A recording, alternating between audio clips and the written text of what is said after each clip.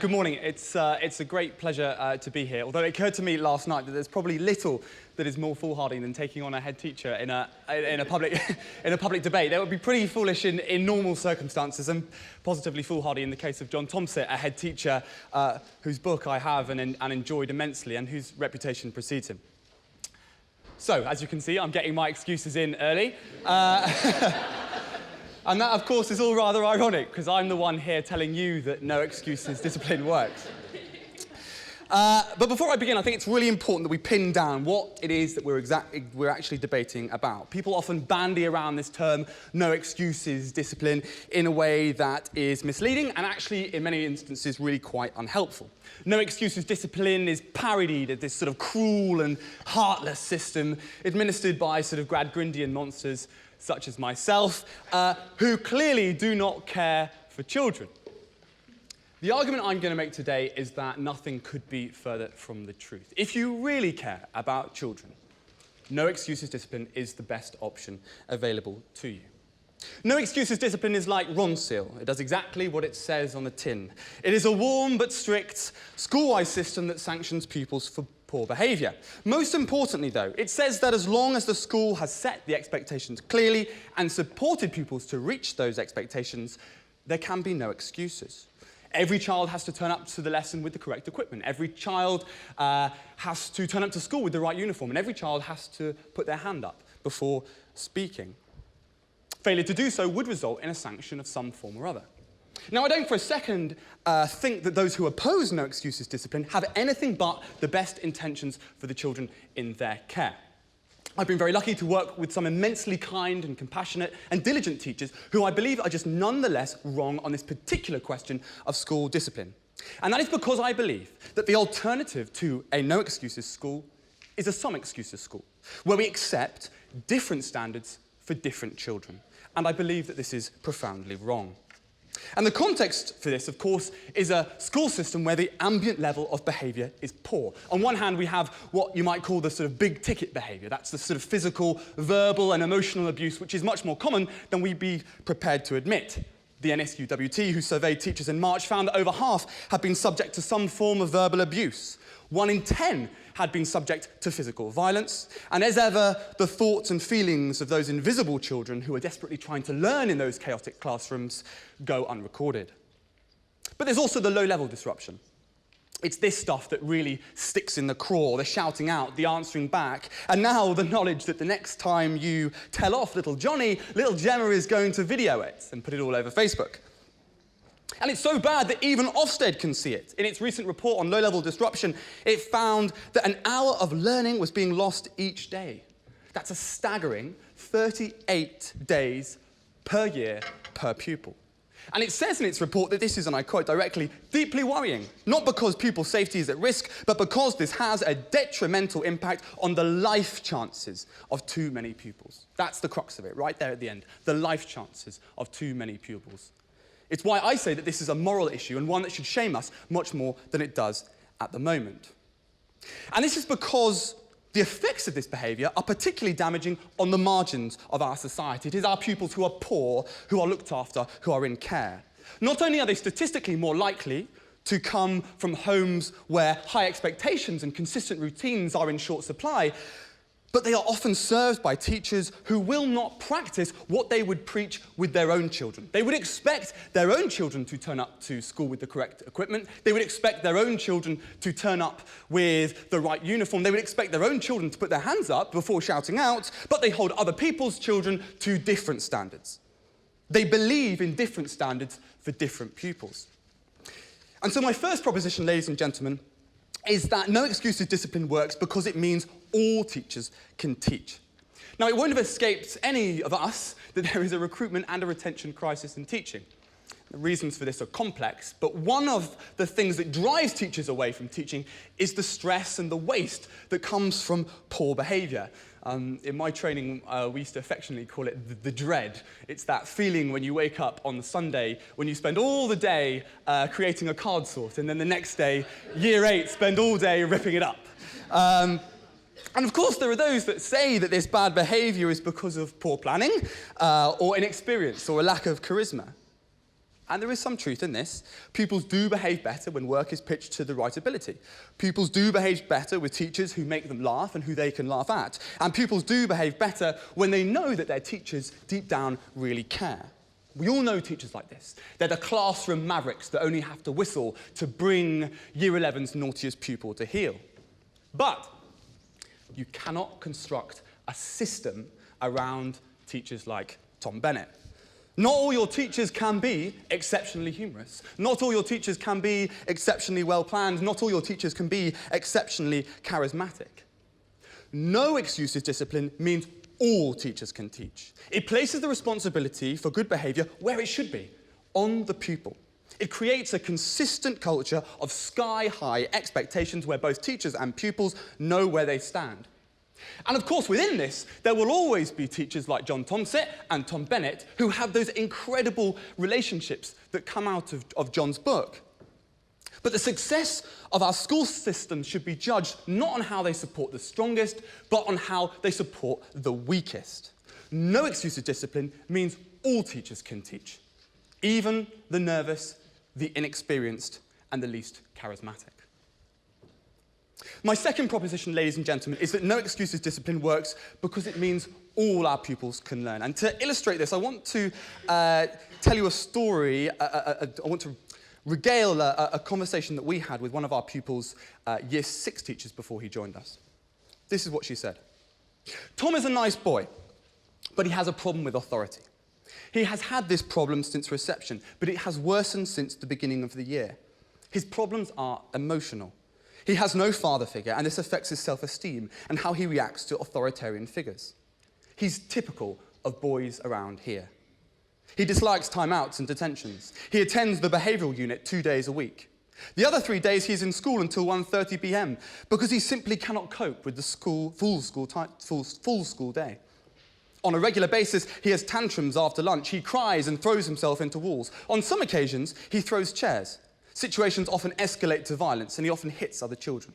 In my opinion, Tom will need to be given time to adjust to secondary school, and I think a full timetable from September would be very damaging. A some excuses school would have taken that teacher at her word. They would have excused Tom's behaviour because he has no father figure at home. They would have excused Tom's behaviour because he was typical, her words, not mine, of boys from Wembley. And they would have excused him from a full timetable and a full education because he cries occasionally and throws himself into walls. We chose not to do that. We didn't excuse Tom. We didn't excuse him because he had no father figure at home. We didn't excuse his behaviour. We didn't excuse him from lessons. And that's a difficult thing to do, to use your authority as an adult over a child in a way that you know is temporarily upsetting to them. For those of us who go into teaching because we care about children, it's completely counterintuitive. But it's something that we must do because the alternative is so much worse. If we cannot change Tom's behaviour, we allow who he is now to define who he will be. And Tom did find it tricky at first. He was in and out of detention like a yo-yo. He even cried a bit. But he's now in school on a full timetable, rather than leaving at 1:30. And because he's on a full timetable, and because he's getting a full education, he's happy. And he's happy because he can learn. And that's what it really comes down to. The alternative to a no excuses school is a some excuses school, where we allow children's circumstances to define who they are and what they can be. Every teacher in this room will have taught a pupil like Tom, and every school and every teacher has a choice. They can make excuses for Tom and say that kids like Tom are incapable of a full timetable, that kids like Tom are incapable of bringing the correct equipment to school, and that kids like Tom can't put their hand up before speaking in class. I've said today that this is a some excuses school, a school that presumes because he always was, he always will. A no excuses school rejects this. It says that all teachers should be able to teach, not just those whose planning is perfect, or who are charismatic, or who've established their reputation over 30 years. And most importantly, no excuses schools work for pupils. It means our country's pupils, all our pupils, can go beyond the circumstances of their birth to be whatever they want to be. That is why no excuses discipline works.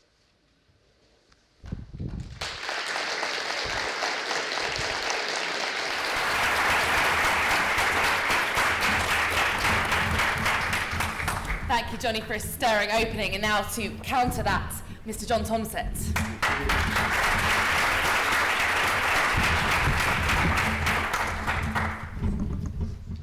Thanks, Johnny. Thanks, everybody, for inviting me to be here, especially thanks to Joe and to Catherine for inviting me. 81 versus 26, eh? So I've lost before I've begun. Clearly I'm here to defend some excuses schools. But I would like to say how delightful it is to be in London today, especially, is Daisy still here? Has she gone? Daisy, because I've got tickets to see United Everton this afternoon. And I think we beat the Hammers in the quarterfinals. So it's great to be here. So I'm here opposing the motion that no excuses discipline works. And what I want to do in the next few minutes is outline an argument that prompts the 81 of you in front of me supporting the motion just to think again, just to question your certainties.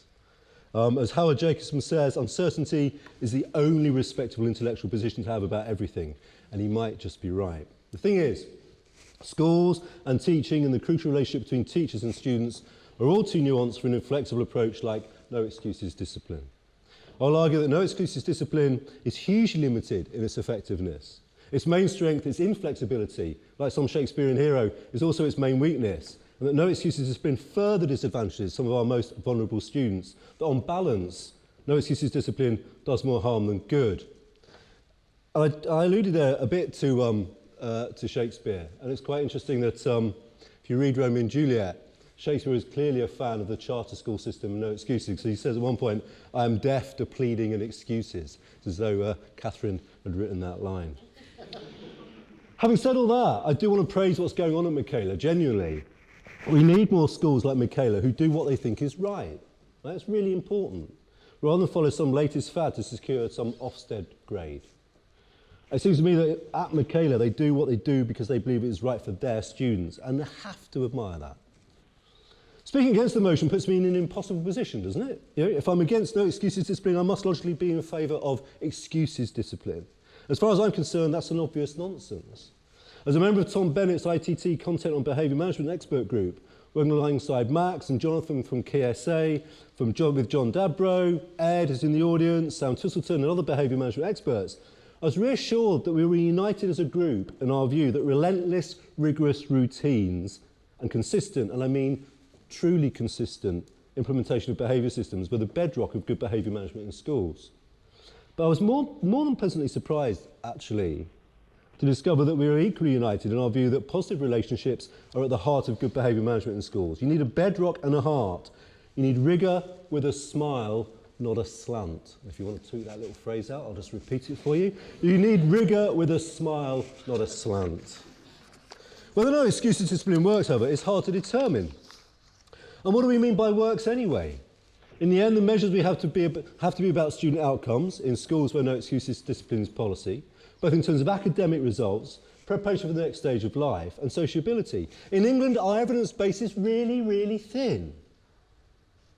It's limited to 2 sets of hugely impressive GCSE results from 120 KSA students, as far as I can tell. I can't find any other evidence to show that it works.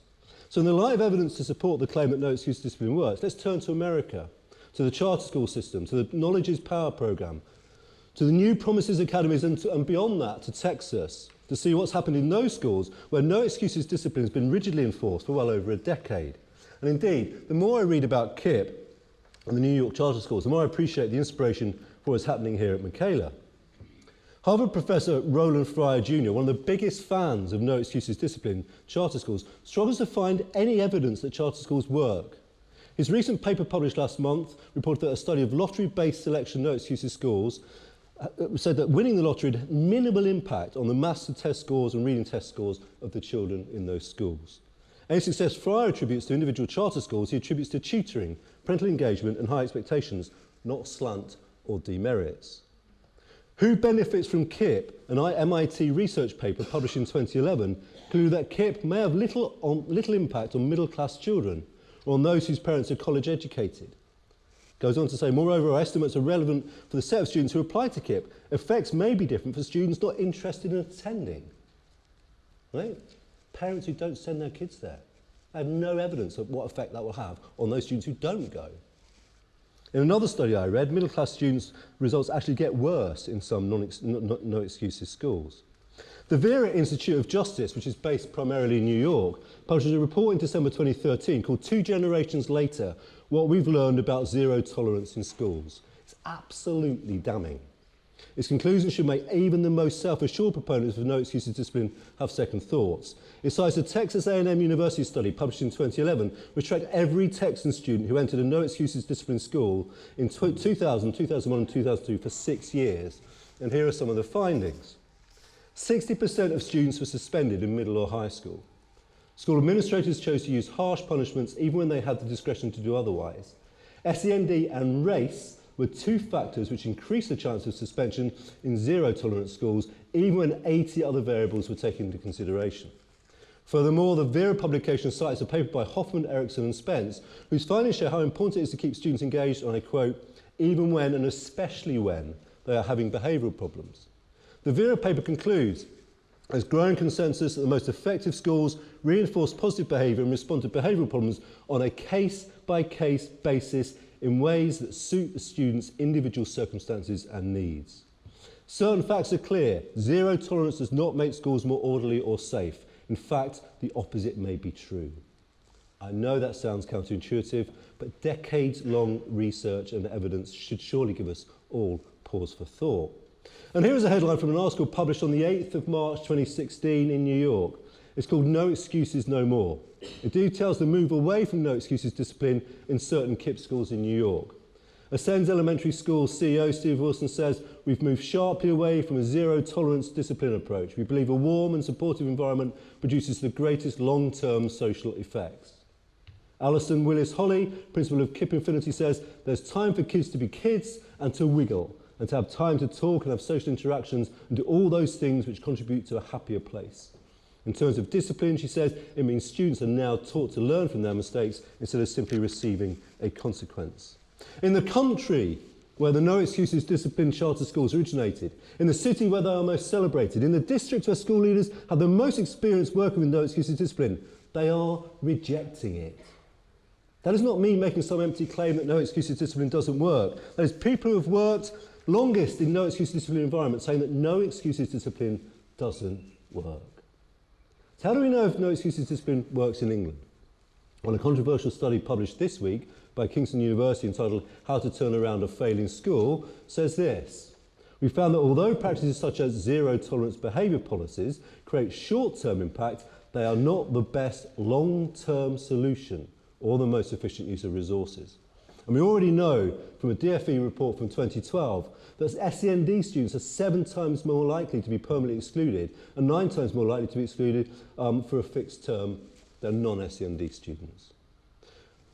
And whilst there is evidence that no excuses discipline works by certain definitions in some socioeconomically deprived schools in the US, it certainly doesn't work in our school, where I've been head teacher for over nearly a decade. The largest school in York, with 240 students in Year 11, which takes from a huge rural catchment, where 97% of our intake come from the 3rd poorest performing student group, white British. And I would have some slides, but it's fine. I want you to meet Jordan, okay? He came to school about 4 months ago with a 0.5 shaved Mohican haircut. It broke our rules about appearance. And I imposed the standard sanction, which is loss of breaks and lunchtimes until the hair grows back to a number 2. Right? They have to sit there, breaks and lunchtimes, they lose the whole thing. They know what the rules are. It's the first rule in the planner. And I don't mind naming Jordan, because it is his name, because his dad was outraged. He went to the press, not just the York press, but the Sun, the Mail and the Mirror. Go and have a look online and find it all. He kept Jordan at home instead of coming into school. 6 months before his GCSEs. Jordan's dad is an example of a number of parents with an unsupportive attitude. The children are influenced by the example their parents set. The bottom line is that these parents don't value education, and that attitude seeps into their offspring like radiation sickness. The thing is, in a school where parental support is not absolute, in a large school like ours, no excuses discipline leads to students actually missing more of their education. If I want to give those students the best education possible, to have them in school as often as I can, I have to find a third way where I can manage the situation, that I can protect the students from their own parents. None of us choose our parents. The inflexibility of no excuses discipline approach will prevent me protecting those vulnerable young people. There are alternatives to no excuses. Early risers, coping power, but the one I know best is the regime at Huntington, where we have a culture of high expectation and academic challenge, in an environment where love overcomes fear every time. Here's a message I received last week from a dad whose daughter came to Huntington. After 7 years of education with us, including following the International Baccalaureate Diploma, Natalie went up to Oxford and has now secured a job in the tough world of advertising. She's a Renaissance woman. The text said this: I want to thank you and the staff of Huntington School for giving Natalie the foundation she required for this success. In our school, we don't rely on no excuses discipline. We don't need to. It would make it even harder for us to inspire working-class white British kids whose results at our school are significantly above expectations and the brightest green on rays year in, year out. As experience and research shows, no excuses discipline might work in specific circumstances. What we do know for certain that it doesn't work in most contexts. Indeed, the evidence shows it can be the cause of increased inequality, poorer student outcomes, and greater alienation of young people. And I apologise for going over. Thank you.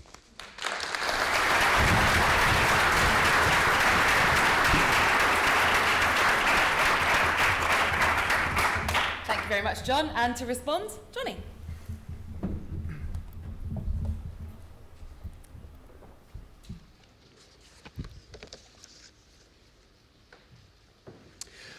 I think the one thing that, that is overriding in John's response is this idea that you can have rigour, in his words, rigour with a smile, not a slant. I think it's a false dichotomy. And I think that the idea that no excuses discipline is this cruel, heartless, Gradgrindian system that I proposed at the start is quite wrong. We're very open as a school, as you can see, well, from the fact that we're having these debates at all, about what we do and about the culture in the school and what that looks and what that feels like. We actually, in fact, we had someone in last week and their comment, I was literally just speaking to her earlier, and her comment was, it was so much more loving than I expected it to be. People, as I said at the start, parody no excuses discipline as rigour with a smile, not a slant. Well, I mean, for a start, you can slant and smile. In fact, I mean, we could try it now. It goes like this, you know, I say 3, 2, 1 and slant, and the kids have to cross their arms, and they have to engage the teacher with their eyes. I don't apologise for that. That's the most loving thing to do. And it's the most loving thing to do because when they arrive with us when they're 11, they cannot make eye contact with the teacher. They genuinely struggle with it. I have conversations with kids, even now, even after a year and a half, and I shake their hand and I say, God, squeeze my hand. And they sort of give me this sort of wet fish sort of the thing. And I go, oh, squeeze my hand, make eye contact with me. And they still find it really difficult. And that's important because when I met people at the beginning of this session, I didn't for once shake someone's hand and look the other way. And if it's good enough for me, and it's good enough for you, it's good enough for them. And for us to say anything else is to accept that those children are different. And I reject that. I've said from the start that that is the some excuses school, where they have different standards for different pupils. And I believe quite profoundly that that is wrong. John is also, if I might say, slightly cherry-picking his research. I could talk to you about a study that was done by 3 economists from MIT and the University of California, which is out there, appeared in the American Economic Journal, surveyed 33 different Massachusetts charter schools, and it compared their results against other schools over a 10-year. So there's a 10-year historic data pool on which to draw on. And this is what they say. The key elements of the no excuses package, in particular strict discipline, uniforms, and cold calling, are particularly effective. The 10-year study makes it absolutely clear that the added benefits, the value added of urban charter schools is, as a consequence, quite obviously causally linked with the no excuses school. And I just want to lastly finish on Jordan, because in the anecdote that John gave us, he said that he had Jordan, and I know I've read about John's school, and it's clear that when you read John's book, the love that comes through it is evident. But it's clear from the way that John and the school was treating Jordan that they expected Jordan not to come to school with a Mohican haircut. They recognised that that was not acceptable in society, that what they were trying to do was to get him to a situation where that part of the hair had grown out. And that is something that we do at Michaela, and we don't apologise for that, because if you went into a law court, or if you went into a county council, or if you were applying for a job at a law firm or a bank or a charity, that is what is expected. Okay, and it's clear to me that John recognises that as well. And what I want to do just to finish is just to push John on something that, in fact, and I'm being a bit nasty here, that he's written in his book, which I loved hugely. But there's one particular bit of it that I want him to respond to. Because he says in the section on teaching the tough classes, and my God, I've had some tough classes, so I was looking at this intently.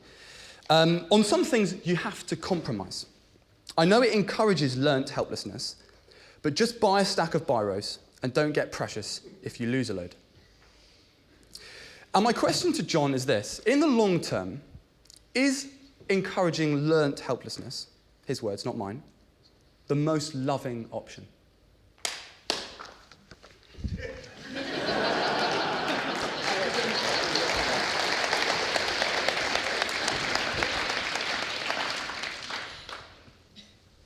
Let me answer that one. I had a group of boys who were just plaguing Year 10 classes about 5-6 years ago. And what I decided to do was, as head teacher, remove those 13 boys from across 8 or 9 English groups and teach them myself halfway through Year 10, through to their GCSEs. And we had a fine time. I was offered a second-year female NQT to come in to help me. I said, no, it's okay, leave it with me. And we got on brilliantly, this group of lads and me. And I learnt a few things, but I knew much more than they thought I knew about young lads, because I've got to, and I was one of them not many years ago. And if I go back to whether it's loving or not, the most loving thing to do, comes from a family where he used to live there. Mum, I don't know where Mum lives now. We've got several of his brothers and sisters still in school. Come from a place down on the estate where, when I told the rest of the class I was going to visit him, they said, that's the type of place, their house, sir, is the one where you wipe your shoes when you leave. And when I went to visit, I didn't really understand what they meant. And I went with another bloke who who'd been there before. He was a support member of staff. And when I got in the room and I sat down, I wondered why the other bloke, John, was standing up and hadn't sat down on the sofa. But as soon as my backside touched the sofa, I realised why you wouldn't sit down in that house. Because you just ruin your suit. So I ruined a suit, sitting on the sofa where the dog had peed and shat and all sorts. And so, actually, when he comes to school and he hasn't got a pen, it's not his worry, actually. In terms of his priorities for life, it's not his worry at all. So what should I do? Actually exclude him, put him in detention, because actually he doesn't care, actually. And what I did was get him back into school. And I sat there in that room where the dog had pulled all the foam out of one of the sofas and was sat there. With Mum, I think Mum was there. They're watching daytime telly all day. And so when you come from that background, down on the estate in York, in rich, lovely York, where allegedly we don't have any poor kids, what am I going to do? Not give him a pen and put him in detention, or give him a pen and actually be glad he's in my in the classroom? You know, you make those choices. The most loving thing for me was to absolutely go relentlessly, do everything I could to make sure that he got an education. When I took round his exam timetable and a revision pack for him, I made sure I took my son. So my son saw where some kids live in York, where my son has no idea what life's like. He lives a lovely middle-class life. So that's what I did. I don't think that's being unloving. I think that's doing the thing I had to do. And whether you think that's wrong, that's fine. But we don't share the same value system if you think that's wrong. Because I did everything I could for that young man to get him an education. His sister is now, actually, I could this week have permanently excluded her. We did a final warning for her, and she went out and intimidated a girl again that we'd done the final warning for. If I permanently exclude her because I had a no excuses policy of discipline, then I just consign her to the biggest scrap heap you can imagine, right? So I make a choice. Damn me. But actually, the impact that I have, the chances I give her because I show a bit of flexibility is great. If I didn't show that flexibility, she'd be stuffed.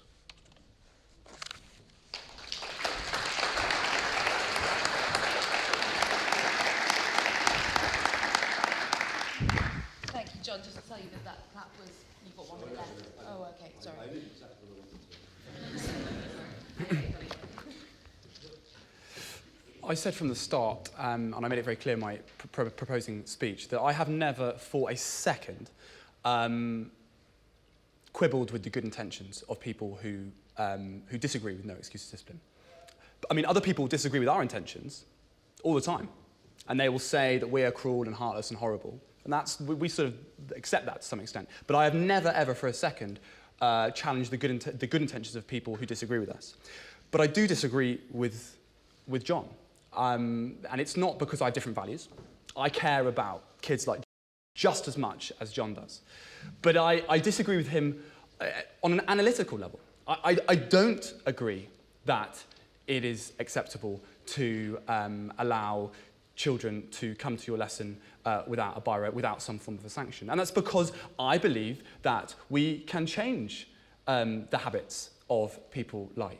I really do. And I believe in the long term, that is the most loving thing. And it does occasionally grate on me the way in which the some excuses culture seems to have a monopoly on care.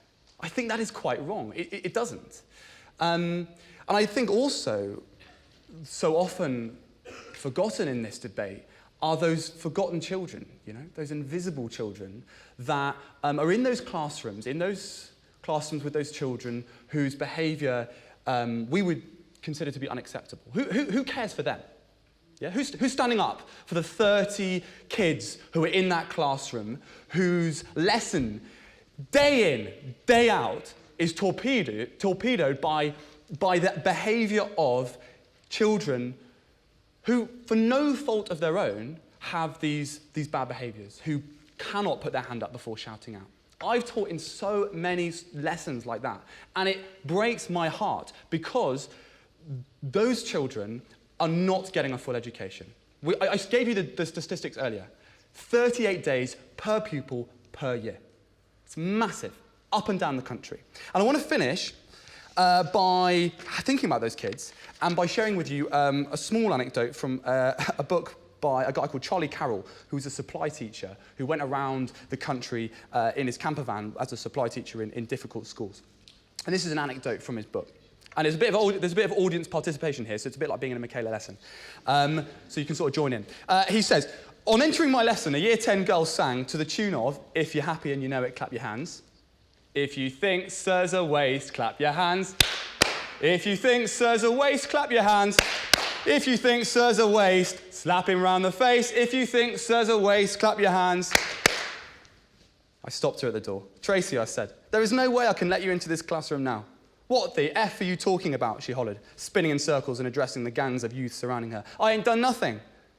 "Tracy, I heard full well what you were saying," I said. "I cannot let you into this classroom after that."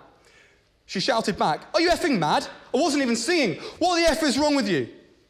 I tried to start the lesson, but it was difficult. Tracy was outside screaming so loudly that she drowned out my instructions. Abdul threw a chair at Peter. Vicky began playing loud dance music on her phone. Alan stole Tyrone's left shoe and ran about the room with it, ululating. Charmaine produced a lighter and tried to set fire to Tyrone's exposed sock. And all the while, Tracy stood outside shouting that I was a twat, a prick, and a wanker.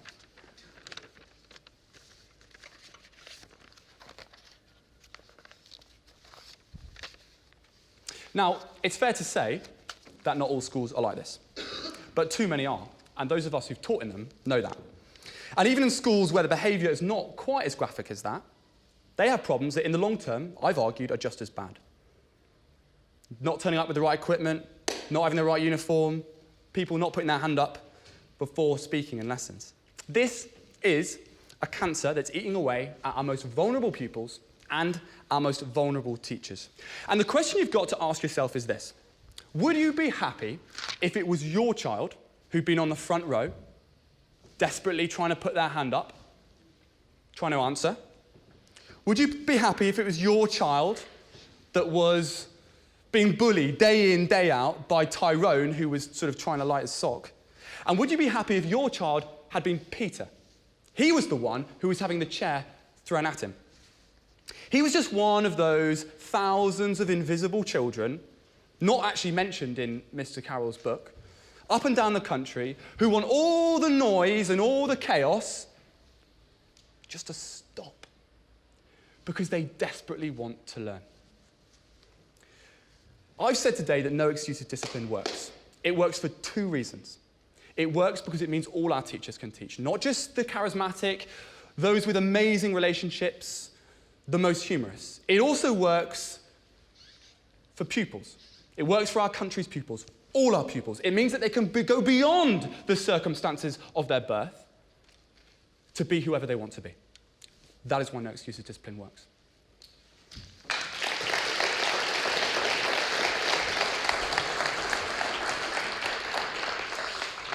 You have absolutely no evidence that says it works for every single child in our country. None whatsoever. Absolutely none. You cannot say that. In the States, where they've had no excuses discipline for some time, the government's own research says that study charter schools' impacts on students' achievement were inversely related to students' income levels. It doesn't work for middle-class kids. And in fact, middle-class parents don't even choose it, wouldn't think about choosing it, because they wouldn't want it for their children. It's pretty straightforward. Schools serving the largest proportions of disadvantaged and low-achieving students had more positive and statistically significant impacts. Schools serving the smallest proportions of these students had negative and statistically significant impacts. That's the United States government. Among charter schools popular enough to hold lotteries, overall our results suggest that they are no more successful than nearby traditional public schools in boosting student achievement. However, those located in large urban areas and serving disadvantaged students are the most successful in doing so.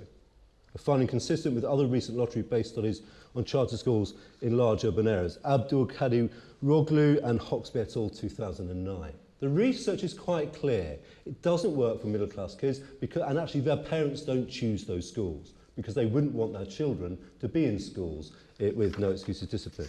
One of the things I was really careful to do, Jonathan, was actually not mention Michaela at all in my talk, because I was debating the concept, not the school.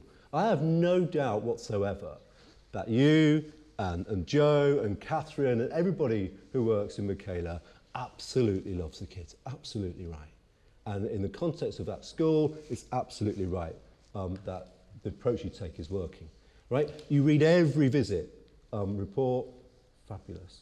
That's fine. But it's much more nuanced than that in other places. And you forget there are thousands of schools in this country where behaviour is fantastic.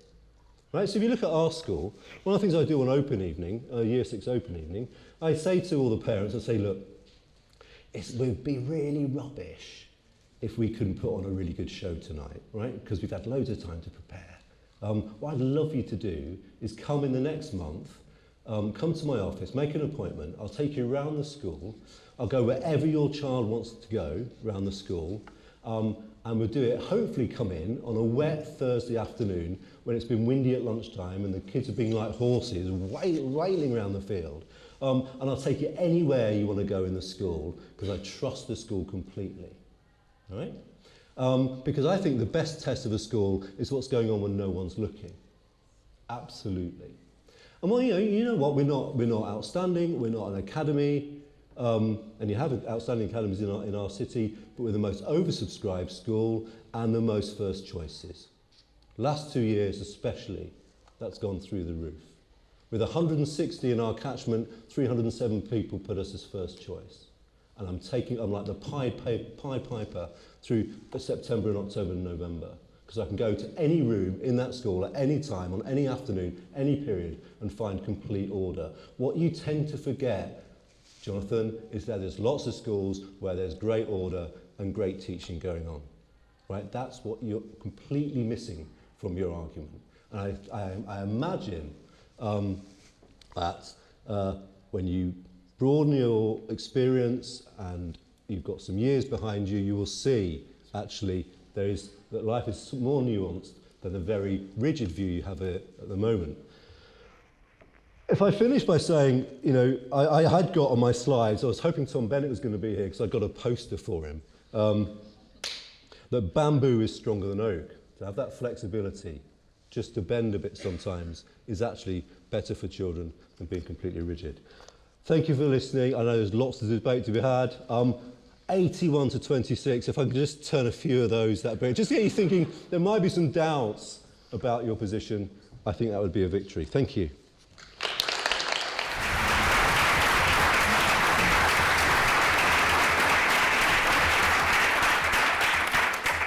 Thank you very much to John and to Johnny for a very heartfelt debate. We have 15 minutes for questions. Who would like to address questions? If we can have questions first, a question first for Johnny, and then we can move back and forth. The lady over there, please. Jane. Hi, is it on? It's a question for Johnny. John said something about experience, and that's what I think lies at the heart of this. Do you think Michaela might change? It seems you won't, but do you think you might change your policy as time passes? Because in America, KIP and places like that, it seems like they're backtracking and giving no excuses isn't as good as it once was. I mean, you're very enthusiastic, but I think maybe experience might trump enthusiasm in this particular question. Yeah, well, I mean, you know, obviously I'm a very relatively junior teacher, and I'm very conscious of that when I make these arguments. To refer to the KIP schools directly is interesting, actually. You're right to say that there are some KIP schools where no excuse discipline hasn't worked. And it's really interesting if you read through the studies, because in almost all cases, they haven't worked because they haven't narrated the why. What they've done is that they've said to pupils, I'm going to give you a demerit. And the kids, the poor child's gone, what? I've got a demerit? What for, sir? And they've gone, no, just carry on. You know? And they haven't explained why it is that they've been given a demerit or a detention. And so often, and this is true of, I think, discipline in schools generally, pupils relish it. They love it, as long as they understand why it is that you're doing what you're doing. If you say, it's like us, isn't it? If we were out on the street and we were driving down in the car, and a policeman stopped us and gave us a £100 fine, we sort of questioned, why was that? And then they didn't tell us, and we just carried on driving, and we had to pay the fine. We think that was pretty unfair. And it's the same in schools. If you discipline a child and you don't explain to them why it is that you're doing what you're doing, yes, that is going to fail. And in a couple of cases, it has. The evidence, more generally, is that actually where no excuses discipline has been properly implemented and where the reasons for those sanctions are properly explained to pupils, they get it. They don't just get it, they buy into it. Because they know what it's like in their old schools. Our kids come from some primary schools, and this is the reality, where behaviour is an absolute nightmare, and where they don't have a calm environment in which to learn, and where the behaviour in their classrooms is being set by the lowest common denominator. And I mean, use that term in the sense of, the behaviour. The worst behaviour is setting the culture of the classroom. And I just think that that's wrong. Thank you very much. A question for John. Can I have this gentleman here at the front? Hi, John. Hi. I'd just like to know what you do in practice in your school for the students who have repeatedly offended after you've given them the final chance and you've taken that decision to let them back into the mainstream classrooms. Surely the only choice you have is either to let them back into the mainstream classrooms where they continue to disrupt the learning of the 30 invisible children that Johnny talks about, or you intolerably stretch the staff and resources of the school in order to teach them in smaller groups where they are kept away from the other students. Thank you. If we give them I think you said, just unpicking the question, if we give them the last chance, we don't let them back in, and they break the rules, they don't go back into classrooms, they move to another school. You know, don't get some idea that we have some unbelievably lovely, soft, inclusive place that has no rules. Quite the reverse. When I found out more about slant, I realised I've been doing slant all my life. You know, I always say to, you know, yesterday morning I was teaching 30 year 7s. I was doing eye contact all the time. You know, if I'm talking, you look at me and listen. Right? And I didn't even realise I was doing slant. And I say, no slouching, get your backside in that chair. Right? So you do those things, but it's not quite as manically rigid as the slant episode. What we do, actually, we can change people. Your question assumed that people who come out and misbehave then go back in and don't change their behaviours. We do things that change behaviours. We have people who work with children to change their behaviours. That would be really wrong of me, just to relentlessly punish people and not do anything to intervene to change how they behave and support their learning. What often you find is that actually it's about pedagogy. It's about actually getting students to understand how to learn, unpicking some of the issues about their learning. Because if I was in a room doing something I found incredibly hard for 5 hours a day, I'd probably misbehave. You know, I probably would. So you have to do something about pedagogy and all your resources about the quality of teaching. And actually we've got loads and loads of examples of people who've gone through school, changed their behaviours and become really successful. Johnny, I think you want to respond very briefly to that. Well, I mean, it's clear that you care about slanting, that you want the children to make eye contact. But I'm imagining I can't imagine a system where you could achieve that, where you could achieve the change in a child's behaviour that you clearly want and that we both seem to agree on. How do you systematise that? How do you take your wisdom from your classroom and apply that to the whole school? I see it everywhere I go. You know, we have 108 teachers. Consistency, you're not going to get complete consistency across 108, of course you're not. But you set up some cultural norms and expectations, and you have open door classrooms, and people are in and out of classrooms all the time. And I see behaviour that's relentlessly good, and some really hard teaching. I go around the school, and I said to my mate, said to the deputy Terry the other day, just been around over P Block. He said, yeah, I've just been over in Wilforce House. I'm thinking behaviour's just absolutely spot on. I just see relentlessly good teaching going on, and students really working hard. You know, that's how you have a cultural norm and a level of expectation, but it doesn't need to be no excuses discipline. You can get it through a different culture. It's not the only solution. There are loads of different ways of doing it. There are loads of different ways of doing it in the States. It's not the only one. Okay, thank you very much indeed. Any more questions for Johnny? Are there any more questions for Johnny? Yes, you, sir.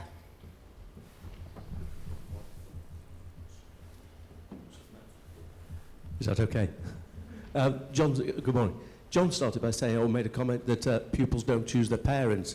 One of the things you said was about no excuses around uniform, and that's an area in which I do have concerns because pupils, particularly younger pupils, don't always have control over that. And I'd just be interested in your view on that, please. No, I'm really pleased that someone's mentioned that, actually, because one of the things that people often really underestimate in a no excuses school is the amount of support that is offered to the pupils. I mean, you talk about uniform, for example. You know, we have a school shop, and it's open all the time. And Catherine can give you more details than I can, but I know that we have found a school uniform that is literally the cheapest we could possibly find it. You cannot find a school uniform of our type that is any cheaper. So we've done as much as we possibly can to make it as easy as possible for our pupils to turn up every day with the correct uniform. On another example, I mean, people often sort of find the whole thing of pens very challenging. You know, they say, well, I mean, apart from the fact they say, what's the point of bringing a pen to lesson? And that's a separate argument, which I'm very happy to respond to if anyone fancies asking me. But apart from that, people say, oh, well, you know, equipment, it's expensive, you know, that lots of, how can you expect a child to turn up to a lesson every single day with 2 black pens, 1 green pen, you know, and a see-through pencil case? Well, we have a school shop that is open every single morning. So the moment that the child comes in the door, they are able to for very little money, 10p for a biro, 20p for a rubber, whatever it is, to get the equipment that they need for the lesson. So then if I say in form time, half an hour later, I have two little helpers, and they're the sort of, kids that I can rely on, and they go down the classroom and they sort of check everyone's pencil case. And sometimes they'll say, oh, sir, Tom has not got 2 black pens. And I have to say to Tom, Tom, you know what the expectations are. What have you forced me to do? And Tom says, oh, I've got to have a detention. I'm not equipped for lessons. Exactly. Do you understand why we have to have everyone equipped for lessons? And he'll say, yeah, because otherwise the teachers would spend 10 minutes at the beginning of every lesson trying to find equipment, and that would waste all our time. And I say, yeah, that's absolutely right. Well done, Tom. So you put me in a really difficult position here. I'm going to have to give you a detention. And he says, I'm sorry, sir. Can I just come back to that? I think I'm a great fan of cognitive dissonance. The older I get, the more confused I am, right? I can't disagree with anything that Jonathan says there, really. And I was deliberate in not characterising you or Michaela in any way, but in any way at all, other than in positive terms, right? So, I thought the opening of the first debate was a bit, kind of friendly. I thought we'd start a bit of spikiness in this one, but of course you do that. I know Joe a little bit, met Joe a couple of times. He's a lovely young man. Of course he's going to behave in a beautiful way towards those children. Gosh, of course. You can have both. You can be confused about it. It's fine. Thank you. Can we have a question from Sarah at the back, please? Good morning. My question is to John. Hi. John, thank you very much for sharing the story about the young lad who was growing up in the estate in York. I feel a little that we've only had part of that story, and I'd just like to take it a little bit further to consider the end results for him. And I'm sorry to reduce this to the educational outcomes, but I think it's quite interesting for us to know, with that boy with what certainly seemed like many disadvantages at the beginning of his life, how did he achieve at the end of his time at your school in terms of GCSE results? I think he turned up for about 4 of the examinations. That's all. I went round, I gave him the exam timetable. We went round to collect him, he's not in. Mum didn't really care. And we've got, I think, in his elder sister, who's currently in year 11 at the moment, she's going to make it all the way through, and at the moment she may take all her examinations. And certainly I've already said to her and her mum that on the results day this summer, out of the 200, I don't know how many we've got, 240 children we get results for on August 17th. Hers is the first one I'm going to look at, because that will be the first of 6 children we've got all the way through to take all their exams. Because in the scheme of things, there's a lot more going on than we can possibly counter with our resources. One of the things that I look at when you read what goes on in some of the KIPP schools and the massive support there is for those children in really disadvantaged circumstances in those KIPP schools in the States, above and beyond what the school can do. We don't see that in York. We see CAMS disintegrating. We see the support at the local authority level in terms of social services disintegrating. And we see our school budget reduced by nearly £700,000 in the last few years. So we do the best we can, but it's hard. And I go around to houses, I knock people up, but it doesn't get in the way. What you've got to realise is that actually there's something about the culture and expectation outside of school is so much stronger than anything I can do. And that's not me being hopeless, and you can shoot me down for it. But I try my hardest. It's really impossible. If we get her through, if we get sister through, I'd be delighted. Thank you very much, John. We don't have any more time for questions. This was a really both sides, I think, have been immensely sympathetic, and there's a huge amount of love going on both sides. But at the end of the day, we have to decide where we stand, unless you want to go down John's cognitive dissonance route and remain confused, which is also fine. If you were in favour of no excuses discipline and have changed your mind as a result, or are thinking about changing your mind, please raise your hand. That's victory for me. And if you were in if you weren't in favour of no excuses discipline and have changed your mind, please raise your hand. That's a win, surely. 5-0. I'll do for United this afternoon. Exactly. Let's hope it rings true for United and Everton. Okay, we are going.